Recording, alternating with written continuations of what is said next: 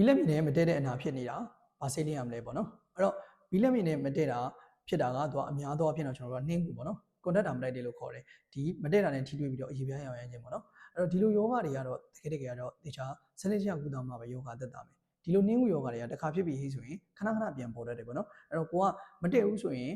အကောင်းဆုံးနည်းကတော့ကိုနဲ့ဓာတ်မတည့်တဲ့အရာကိုလုံးဝမထိတွေ့ခြင်းပါပဲအဲ့တော့ဝယ်ပြီးနေတာကုသခြင်းတဲ့အများကြီးထိရောက်တယ်ပေါ့နော်အဲ့တော့ဒါကြောင့်မလို့ဒီကိုကဒီရာဟုထုနဲ့ဓာတ်မတည့်ဘူးဘီလက်မြင်နဲ့ဓာတ်မတည့်ဘူးဆိုရင်ဘီလက်မြင်နဲ့မထိပဲနေတာအကောင်းဆုံးပဲထိရင်တော့ဒီရေပြားရောင်ရောင်နေပါပဲကျွန်တော်တို့ဘယ်တော့ပဲဆေးကုပေါ့နော်ဒီထိရင်တော့အရေပြားရောင်ရောင်ကြီးကတော့ဖြစ်နေပါပဲအဲ့တော့ဖြစ်တယ်ဆိုလို့ရှိရင်ကျွန်တော်တို့ဘယ်လိုကုသလို့ရလဲဆိုတော့နံပါတ်1ကတော့အရေပြားအဆူဓာတ်ထိန်းတဲ့လိမ့်စေးကိုလိမ့်တင်တယ်ပေါ့နော်အဲ့တော့ကျွန်တော်တို့ moisturizer gel တွေဒါမှမဟုတ်လို့ရှိရင် hand cream တွေဒါမှမဟုတ်လို့ရှိရင်ကျွန်တော်တို့ဒီ urea cream ပေါ့နော် urea cream ဆိုတော့ဈေးကွက်ထဲမှာကျွန်တော်တို့ udan တို့ urea တို့ဒါမျိုးတွေရှိတယ်ပေါ့နော်အဲဒီလိုလိမ့်စေးတွေကိုကျွန်တော်တို့မနေ့ကညချင်းနဲ့ရေးထိပြန်ကိုလိမ့်ပေးတင်တယ်နောက်တစ်ခုကတော့ steroid လိမ့်ရတာပါ steroid လိမ့်တာတကယ်ကျတော့ဆရာဝန်ညွှန်ကြားမှပဲဒီ steroid ကအသုံးပြုတင်တယ်ပေါ့နော်ကိုယ့်ကိုအသုံးပြုတယ်ဆိုလို့ရှိရင်တန်ဆေးလွန်ပေးပေါ့ဒီ steroid က3ဓာတ်မှဆေးဖြစ်တာမသုံးနိုင်ရင်ဘေးအန္တရာယ်ဖြစ်တယ်ဒါကြောင့်မလို့တချို့လူနာတွေဒီ steroid ရဲ့ဘေးထွက်ဆိုးကျိုးအန္တရာယ်တွေ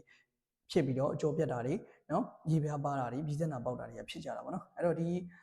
ယောဂါကတော့တကယ်ကတော့ဆရာဝန်နဲ့တေချာဆွေးနွေးပြီးတိုင်ပင်ပြီးမှကုသတဲ့ယောဂါပေါ့နော်မိမိကိုယ်အိမ်မှာကျွန်တော်ကုကျင်တယ်ဆိုလို့ရှိရင်ကျွန်တော်ခုနပြောတယ်ဒီအဆိုးဓာတ်ထိန်းတဲ့လိမ့်စေးပေါ့နော်အမြဲတမ်းကိုကအဆိုးဓာတ်ထိန်းပေးအောင်ဒီလိမ့်စေးတွေလိမ့်လို့ရတယ်ဒါမှမဟုတ်ရင်ကျွန်တော်တို့ဈေးကွက်ထဲမှာဝယ်လို့ရတဲ့ glycerin ဆိုတဲ့အလှစီပေါ့နော်အဲအလှစီကိုရေ9ဆနဲ့9ဆလောက်ရောပြီးတော့နက်ကျင်ညကျင်နဲ့ရေထိပ်ပြီးတိုင်းလိမ့်ပေးလို့ရပါတယ်ဟုတ်ကဲ့မိတ်ဆွေအကျိုးရှိမယ်လို့ထင်ပါတယ်တကယ်လို့ online နဲ့ကျွန်တော်နဲ့ယောဂဆွေးနွေးကုသခြင်းနဲ့ဆိုလို့ရှိရင်တော့ TikTok ပိုင်းမှာရေးထားတဲ့ Viber သို့မဟုတ် Telegram နံပါတ်ကိုဟိုင်းပြီးတော့ဆက်သွယ်နိုင်ပါတယ်